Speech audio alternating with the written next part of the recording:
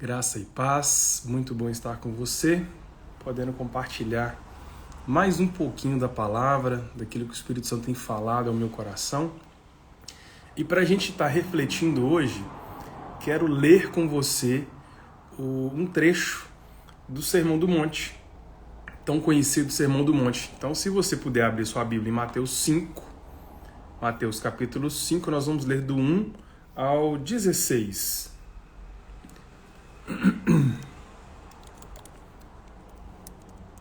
Mateus, capítulo 5, do 1 ao 16. Vamos lá? Vendo as multidões, Jesus subiu ao monte e se assentou. Seus discípulos aproximaram-se dele. E ele começou a ensiná-los, dizendo: Bem-aventurados ou felizes os pobres em espírito, pois deles é o reino dos céus. Bem-aventurados os que choram, pois serão consolados. Bem-aventurados os humildes, pois eles receberão a terra por herança. Bem-aventurados os que têm fome e sede de justiça, pois serão satisfeitos. Bem-aventurados os misericordiosos, pois obterão misericórdia. Bem-aventurados os puros de coração, porque verão a Deus. Bem-aventurados os pacificadores, pois serão chamados filhos de Deus. Bem-aventurados os perseguidos por causa da justiça, pois deles é o reino dos céus. Bem-aventurados serão vocês, quando por minha causa os insultarem, perseguirem e levantarem todo tipo de calúnia contra vocês. Alegrem-se e regozijem-se, porque grande é a recompensa de vocês nos céus. Pois da mesma forma que perseguiram os profetas que viveram, antes de vocês.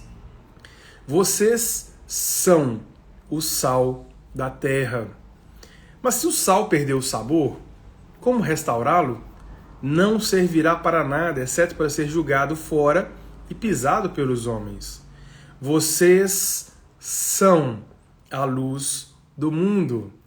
Não se pode esconder uma cidade construída sobre um monte, e também ninguém acende uma candeia ou uma lâmpada e a coloca debaixo de uma vasilha. Pelo contrário, coloca no lugar apropriado e assim ilumina a todos os que estão na casa. Assim, brilhe a luz de vocês diante dos homens, para que vejam as suas boas obras e glorifiquem ao Pai de vocês que está nos céus. Interessante, né? O Sermão do Monte, ele começa fazendo algo que é meio paradoxal, né? Você é feliz se você chora.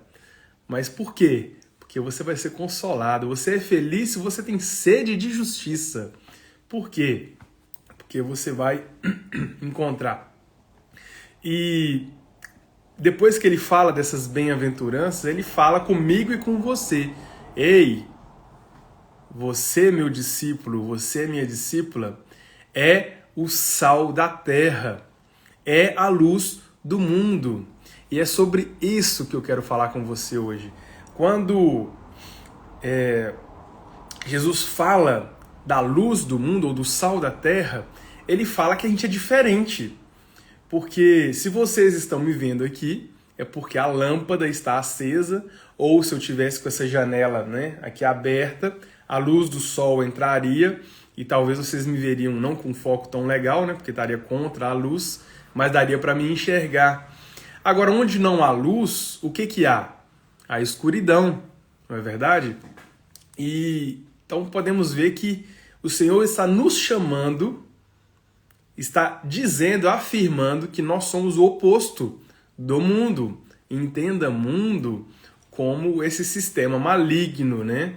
Esse sistema opressor, esse sistema que está contrário à vontade de Deus, contrário à palavra de Deus. Aliás, eu preciso, né, já abrir parênteses, eu gosto de abrir parênteses para a gente refletir um pouquinho. Qual é a lógica do servo de Deus que não faz diferença? qual é a lógica de um cristão verdadeiro que não faz diferença. E talvez caiba também uma reflexão para pensarmos em nós mesmos. Eu faço a diferença onde eu estou? No meu trabalho, na minha escola, no meu lar? Tenho feito a diferença como a luz faz a diferença no ambiente? Como o sal faz a diferença no alimento? Você já comeu churrasco sem tempero? Tipo carne cozida sem sal? Eu imagino que não é muito comum, mas vai que, né? Vai que aconteceu. E depois, talvez, se você tiver a oportunidade de fazer uma experiência, deixa um pedacinho lá, separe, coloca lá para assar junto e come só aquele pedacinho sem tempero. Você vai ver que o sabor não é muito bom, não. Muda muito o sabor. Quando a gente tempera o alimento, o sabor da carne fica muito mais acentuado, muito mais saboroso, não é? Então, qual é a lógica de um cristão que não faz a diferença? É a mesma lógica de um sal que não tem sabor, que não salga, que perdeu a sua salinidade. Ora, um sal que não salga não serve para nada. E nós, cristãos, nós precisamos ter atenção, porque o Senhor nos chamou para fazer a diferença. Uma outra coisa que é interessante a gente parar para pensar, como que é uma comparação forte. Nós hoje usamos o sal como tempero, não é? E somente como tempero. Mas antes da energia elétrica, antes da geladeira, em locais onde não eram nos polos, né, nas partes mais geladas do nosso país, do nosso mundo, as pessoas utilizavam o sal para aumentar o prazo de validade de alguns alimentos. Por exemplo, você já comeu carne de sol? Eu imagino que sim. A carne de sol é um prato que foi criado, né, inicialmente para que a carne não estragasse. Então eles selavam a carne com sal, de modo que esse sal fazia com que a carne durasse muito mais tempo. Então, além do sabor que o sal dá, ele também tem essa característica de preservar. Então, além de eu poder fazer uma comparação, né, o contraste entre a carne saborosa e a carne com sabor não bom ou ruim, eu também posso considerar uma comparação importante para a gente ver e pensar e perceber na diferença em que você e eu precisamos avaliar se estamos tendo, e se não estivermos, temos que avaliar o que está errado, né? O que está errado, o que eu estou deixando de fazer. Porque a carne com sal, na época que não existia geladeira, ela era a carne preservada. A carne sem o sal, ela se decompunha muito rapidamente. Ela apodrecia rapidamente. Então, olha só a necessidade e a riqueza do sal na vida do outro, né? Ou no caso do exemplo da carne. Mas uma outra coisa que é muito importante para a gente parar e pensar. Eu fiz questão de mostrar a necessidade, a diferença da luz e do sal. Aliás, imagina agora você a lâmpada dentro de uma gaveta e essa gaveta nunca é aberta, né? Existem guarda-roupas aí que quando você abre a porta, uma lâmpada acende, eu acho super legal. Agora imagina essa lâmpada num local inacessível. Você tem aí um local que você nunca vai usar. Ninguém nunca vai abrir. Essa lâmpada ela perde o valor. Ela deixa de fazer sentido. Ou então pega uma lâmpada, uma vela, coloca uma vasilha em cima da vela. Ela vai iluminar o quê? Não é? Ela não vai iluminar. Pelo contrário, né? Se for uma vela, ela vai consumir o oxigênio dali e vai apagar. Não é verdade?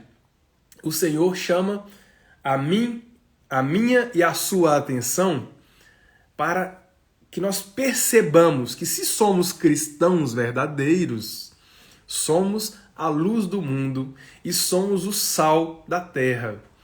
Mas tem uma outra coisinha que é importante você e eu termos muita atenção.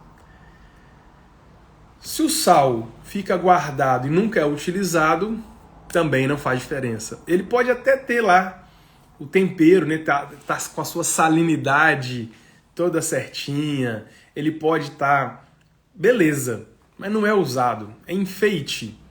Não é assim que a palavra nos chama para ser. O sal, ele tem de ser utilizado. O sal só é bom se ele estiver sendo usado para temperar o alimento ou para conservar o alimento. É naquele churrasco gostoso que a gente precisa do sal. É no almoço, nós precisamos do sal. Então o Senhor está falando comigo e com você. Ei, John, o que está acontecendo? Cadê você salgando o mundo? Cadê você junto com as pessoas que precisam te ouvir do Evangelho? Cadê você, John, para iluminar onde você está? As pessoas à sua volta precisam ser iluminadas, receber dessa luz, né? Eu estou usando um sentido metafórico aqui, como sendo-nos a luz do mundo, certo?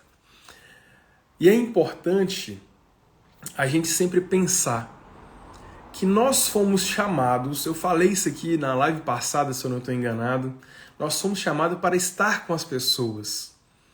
O tema deste ano na comunidade é quem ama, anda junto. E esse tema ele é tão importante, tão relevante, porque o sal só tem valor no alimento, ou para salgar, ou para conservar o alimento, e nós também temos valor, fomos transformados, fomos regenerados para estar com as pessoas.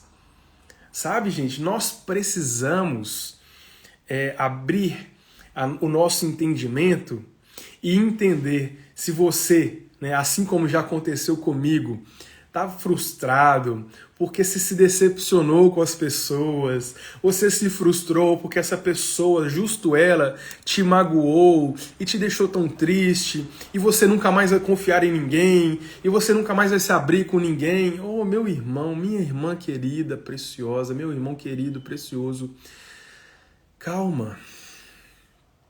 O Senhor nos chamou para estarmos com pessoas. Sabe o que Ele derramou sobre mim e sobre você?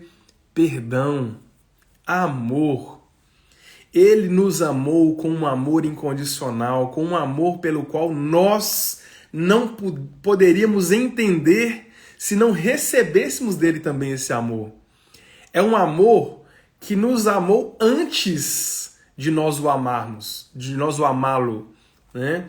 Nós estávamos separados, afastados, éramos inimigos de Deus, de acordo com as Escrituras, e Ele nos amou. Ele derramou sobre nós o seu amor e nos perdoou, quando nós ainda nem tínhamos pedido perdão. Ele nos perdoou e derramou sobre nós o perdão quando nós ainda éramos inimigos dele. Como que nós podemos deixar de perdoar? Como que nós podemos deixar de amar? Isso não faz sentido na vida de um cristão verdadeiro, na vida de um cristão nascido de novo. E se você está nesse dilema, eu não consigo perdoar, mas como que ama aquela pessoa? Lembre-se, talvez você tenha nascido de novo, você está só confuso, ainda não te ensinaram, você ainda não aprendeu que o amor não é um sentimento. Você está esperando sentir uma emoção. Olha, eu quero te dizer que emoção e amor não têm relação necessariamente. Podemos sim ter emoções e temos emoções quando exercitamos o amor, quando aplicamos o amor. Como o pastor Carlos Alberto diz e repete, o amor é o que o amor faz. O perdão da mesma forma. Mas eu não estou sentindo, quando eu olho para essa pessoa, eu me entristeço ainda, mas você pode perdoar, porque o perdão de Deus já está em você, porque se você é nova criatura, novo em Cristo, você já recebeu em si o Espírito Santo de Deus, e a palavra de Deus diz que Deus é amor. Não é? Aquele que ama é nascido de Deus e conhece a Deus, e quem não ama não conhece a Deus. Preste atenção. Você é sal da terra e luz do mundo. Você e eu, para exercitarmos, para executarmos, para agirmos como tal, precisamos ter atenção àquilo que nós fazemos. Porque nós já sabemos quem nós somos, e eu estou entendendo, eu estou crendo que você, assim como eu, já recebeu uma nova vida em Cristo Jesus. As coisas velhas se passaram, eis que tudo se fez novo. Portanto, a partir de agora, o que acontece? Nós amadurecemos, nós crescemos, nós vamos de fé em fé, de glória em glória, crescendo em sabedoria e graça diante de Deus e dos homens. Esse é o processo natural do cristão. Então calma, você está amadurecendo em Cristo, mas para isso nós precisamos sim ouvirmos e aprendermos e aplicarmos. A palavra de Deus diz que aquele que ama a Deus é o que obedece os seus mandamentos. Ora, um dos seus mandamentos, se não o principal, é amar ao próximo. Não é? O maior deles é amar a Deus sobre todas as coisas, e o segundo, semelhante a esse, é amar ao próximo. Não é assim que está escrito na palavra? Se eu amo o próximo, eu perdoo o próximo. E o amor com o qual nós amamos não é mais o amor fraternal, não é? Não é aquele amor da barganha. Eu te amo porque você me ama. Eu te amo porque você faz algo que me agrada. A partir do momento que você deixa de me agradar, ou que você passa a me ofender, ou que você me entristece, ou que você me frustra, eu deixo de amar. Que amor é esse, gente? Que amor é esse? Amor que deixa de existir por causa do outro, isso não é amor. Isso, entenda, isso é uma reciprocidade que quando uma das partes desiste, a outra desiste também. O amor de Deus é o amor de 1 Coríntios 13, que nós já vimos em lives anteriores. É o amor que tudo sofre, é o amor que suporta, é o amor que ama, apesar de. É o amor pelo qual você e eu fomos amados. Nós, você e eu, fomos chamados para sermos luz do mundo e sal da terra. Nós precisamos, escute isso que eu vou te falar, nós precisamos ter atenção com as pessoas à nossa volta. Porque o sal, quando ele entra em contato com o alimento, ele transforma aquele alimento. O sabor modifica de uma maneira maravilhosa, né? Eu gosto muito de um churrasco bem temperado, né? Eu gosto muito de um ambiente onde está com iluminação adequada. Aliás, eu gosto de lugar mais claro para trabalhar, para estar conversando com as pessoas. Olha, a gente precisa ter bastante atenção que o cristão, assim como o sal, assim como a luz, ele faz a diferença onde ele está. E eu não posso deixar de falar que não é. O sal não fala assim, olha só como eu sou salgado. O sal não fala, olha só para mim, eu estou salgando alguma coisa. Olha só, eu vou fazer. A luz não fala, olha, olha como eu ilumino bem, eu tenho 20 watts. Ah, gente, não. Não seja um cristão chato. Seja um cristão porque você é. Nós primeiro somos. E por causa da nossa vida, as pessoas são transformadas. Ah, então quer dizer, John, que eu não posso falar com as pessoas? Não, você deve falar, você pode sim falar, mas cuidado, tenha sabedoria para você falar porque as pessoas querem ouvir. Aliás, se tem uma coisa gostosa, não sei se você já experimentou, mas eu acho fantástico, é uma delícia quando a pessoa te procura. A pessoa te procura para dizer, olha fulano, eu percebi que o seu casamento é um casamento diferente, é um casamento que me chama atenção. Poxa, eu estou com um problema que eu gostaria de ajuda. Esse é o momento maravilhoso para você falar do amor de Jesus para essa pessoa, para você falar, não, mas é porque eu amo a minha esposa da maneira como Cristo me amou.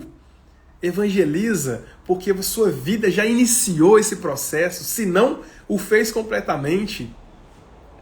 O que eu quero dizer é que um sal sem sabor não precisa falar que ele é salgado, porque não vai adiantar nada. Uma lâmpada queimada não vai falar que ilumina e dá tudo certo. Porque primeiro ela ilumina. Primeiro ela faz a diferença. O sal, ele primeiro salga, primeiro ele faz a diferença. Não é assim? Normalmente as pessoas não ficam falando, né? Olha só o tempero que eu coloquei aqui nesse alimento. Não, você come e fala assim, nossa, o tempero tá diferente. O que você colocou aqui? Ah, eu fiz um misturado aqui de sal com erva, com não sei o quê. Não é? Porque primeiro faz a diferença. Você e eu fomos chamados para fazer a diferença. E aí, por fim, eu quero encerrar com você, terminando de ler o capítulo 5 de Mateus, porque Jesus ele fala para a gente ser o sal da terra, né? Ele fala que nós somos, na verdade, o sal da terra, fala que nós somos a luz do mundo, e depois ele fala o que é o sal da terra, o que é a luz do mundo, qual que é a diferença que nós fazemos. Então eu vou abrir aqui a minha Bíblia, convido você a abrir a sua também, Mateus capítulo 5, nós vamos ler então a partir do versículo 17, né? Nós lemos até o 16, até o 16 que nós lemos. Então leia comigo Mateus 5 a partir do 17. Aliás, vamos começar de onde a gente já leu, versículo 13. Vocês são o sal da terra, mas se o sal perder o seu sabor, como restaurá-lo?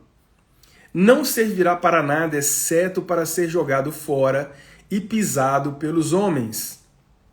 Vocês são a luz do mundo. Não se pode esconder uma cidade construída sobre um monte, e também ninguém acende uma candeia e coloca debaixo de uma vasilha. Pelo contrário, coloca no lugar apropriado, e assim ilumina todos os que estão na casa. Assim brilhe a luz de vocês diante dos homens, para que vejam as suas boas obras e glorifiquem ao Pai de vocês que está nos céus. Lembrando sempre, meu amado irmão, minha amada irmã, nós somos a luz do mundo, somos o sal da terra, não é para a gente ser glorificado, não é para o Senhor ser glorificado. Tá? Muito cuidado, porque às vezes a gente gosta de receber, eu gosto de receber elogios, eu imagino que você também goste, mas a glória de quem nós somos, a nova criatura que nós hoje somos, a glória é para o Senhor. A glória não é para mim nem para você. Não pensem, Jesus falando no versículo 17, não pensem que vim abolir a lei ou os profetas. Não, não vim abolir, mas cumprir. Digo-lhes a verdade, enquanto existirem céus e terra, de forma alguma desaparecerá da lei a menor letra ou menor traço, até que tudo se cumpra. Todo aquele que desobedecerá um desses mandamentos, ainda que dos menores, e ensinar os outros a fazerem o mesmo, será chamado menor no reino dos céus, mas todo aquele que praticar e ensinar será chamado grande no reino dos céus. Pois eu lhes digo que se a justiça de vocês não for muito superior à dos fariseus e dos mestres da lei, de modo nenhum entrarão no reino dos céus. Qual que é a justiça dos fariseus e dos mestres da lei? Justiça de boca, justiça só de falar, não é? Eu conheço a palavra, então eu ensino essa palavra, mas eu não vivo, eu não pratico, eu sou um hipócrita, né? A fala é essa do fariseu. Faça o que eu falo, não faça o que eu faço. É a fala do hipócrita. Vocês ouviram o que foi dito aos seus antepassados? Não matarás. E quem matar estará sujeito a julgamento. Mas eu lhes digo que aquele que se irá contra seu irmão estará sujeito a julgamento. Também aquele que disser a seu irmão racá será levado a tribunal, e qualquer que disser louco corre o risco de ir para o fogo do inferno. Portanto, se você estiver apresentando a sua oferta diante do altar, e ali se lembrar de que seu irmão tem algo contra você, deixe ali sua oferta diante do altar e vá primeiro reconciliar-se com seu irmão, depois volte e apresente a sua oferta. Jesus está mostrando para a gente que essa lei do moralismo, né? Não, a lei é ruim? Não, a lei é boa. Jesus veio para cumprir a lei, ele cumpriu a lei. E ele não só cumpriu a lei, como ele mostrou para nós, nesse texto especificamente, que a lei ela é muito pouco perto da graça. A graça ela é muito mais exigente do que a lei, porque a lei ela exige atitude. A graça exige coração. A lei fala, não adulterarás, a gente vai ler aqui. A graça fala assim, se na sua mente, no seu coração se adulterou, amigão, adulterou. Não tem diferença. É muito mais exigente. E Jesus está mostrando isso pra gente o quê? Pra gente perceber como que nós, como cristãos, como pessoas que já nasceram de novo, que já têm um novo coração, como que nós agimos. Qual é a diferença do sal? Qual é a diferença do cristão na vida do ímpio, na vida daquele que ainda não conhece ao Senhor? Né? Eu acho muito interessante que é muito comum em algumas denominações e até da forma que eu fui criado, a gente na hora que, e é bíblico isso, tá? Não estou falando mal, quando a gente vai tomar a ceia do Senhor, a gente lê aquele versículo normalmente, examine-se, pois, o homem a si mesmo, né? Aquele que toma indignamente, toma condenação para si, é bíblico, como eu disse. Mas a gente não para pensar, na hora de entregar a oferta, se existe algum irmão que algum irmão que te ofendeu, né? Portanto, se você tiver apresentado sua oferta diante do altar e se lembrar de que seu irmão tem algo contra você, deixe sua oferta ali diante do altar. Vá primeiro reconciliar-se com seu irmão, depois volte para apresentar a sua oferta. Isso eu nunca vi ninguém fazer, né? Todo mundo muito preocupado com os rituais, mas se preocupa pouco com o coração, com como é que eu tô. Alguém me ofendeu, eu ofendi alguém, tem algum problema? Procurei essa pessoa, né? A gente, como disse Paulo, se possível for, devemos viver em paz com todos. Não é verdade? E aí vamos lá, vamos continuar lendo. Entre em acordo depressa com o seu adversário que pretende levá-lo ao tribunal. Faça isso enquanto ainda estiver com ele no caminho, pois caso contrário ele poderá entregá-lo ao juiz e o juiz ao guarda e você poderá ser julgado na prisão. Eu lhe garanto que você não sairá de lá enquanto não pagar o último centavo.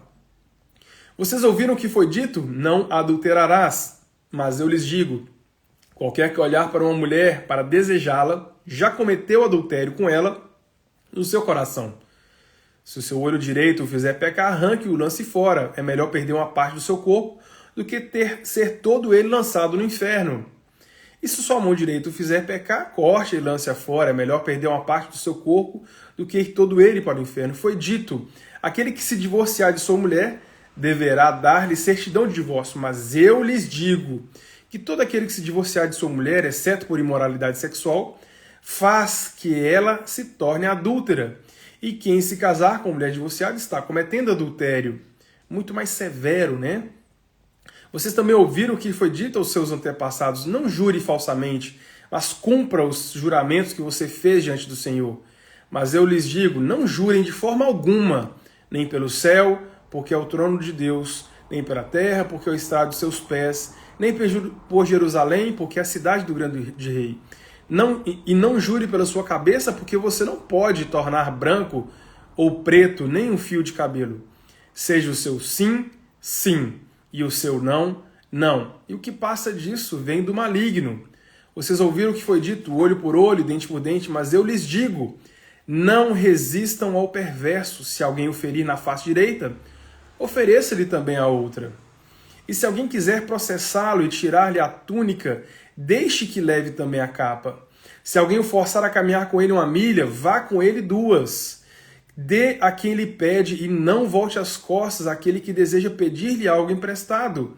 Vocês ouviram o que foi dito, ame o seu próximo e odeie o seu inimigo, mas eu lhes digo, amem os seus inimigos e orem por aqueles que o perseguem, para que vocês venham a ser filhos de seu Pai que está nos céus, porque ele faz raiar o seu sol sobre maus e bons e derrama chuvas sobre justos e injustos. Se vocês amarem aqueles que os amam, que recompensa receberão? Até os publicanos fazem isso. Se vocês saudarem apenas os seus irmãos, o que estarão fazendo demais? Até os pagãos fazem isso. Portanto, sejam perfeitos como perfeito é o Pai celestial de vocês. Jesus ele coloca esse monte de situações extremas, você percebeu? Se o seu olho te faz pecar, arranca-o fora. Se sua mão te faz pecar, corte-a fora. Não é? Mas ele está falando isso para você e eu entendermos que nós somos exatamente opostos. Devemos ser opostos a esse mundo corrompido. Jesus não está falando literalmente para você cortar a sua mão, não, pelo amor de Deus, viu? Nem para você arrancar seu olho, não. Eu imagino que nenhum de nós tenha pensado em fazer isso, né? Mas a gente precisa, sim, avaliar nossas atitudes. Ah, John, mas eu tô nessa vibe aí, que eu não sei não, tá dando errado para mim. Você tá andando junto? Você tá sendo discipulado? Você tá andando com um cristão mais maduro na fé do que você? Olha, nós fomos chamados para andar junto. Nós fomos chamados para andar junto. É verdade. Nós precisamos uns dos outros. Não só para aprendermos uns com os outros, mas também para exercitarmos, para aplicarmos, para sermos corrigidos, não é? Muitas vezes sim seremos frustrados, muitas vezes sim seremos entristecidos, porque você e eu somos falhos, somos finitos, somos limitados, temos dificuldades, estamos ainda aprendendo e amadurecendo. Então, meu irmão e minha irmã, você nasceu de novo, você é nova criatura, então você é sal da terra e luz do mundo. O sal faz diferença e a luz também. Que você e eu, primeiro, avaliemos se nós, sim, somos nova criatura. Somos? Vamos nos lembrar que somos sal da terra e luz do mundo. E, portanto, fazemos a diferença onde nós estamos. E, por fim, não vamos andar só. Vamos andar juntos. Faça parte de um grupo pequeno, de uma célula, de um G100, como nós dizemos aqui na comunidade. Ah, porque isso é lei, isso é obrigatório? Não, é porque lá tem gente.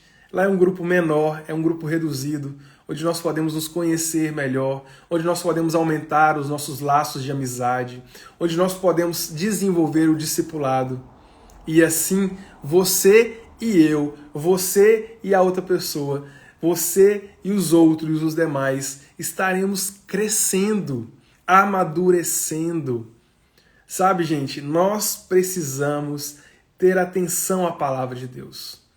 Ela é vida, ela é o que nos preenche, né? A palavra de Deus é vida, ela é viva e eficaz na minha vida e na sua. Então que você e eu possamos refletir primeiro e tomar posse e receber as verdades que a palavra de Deus afirma sobre mim e sobre você.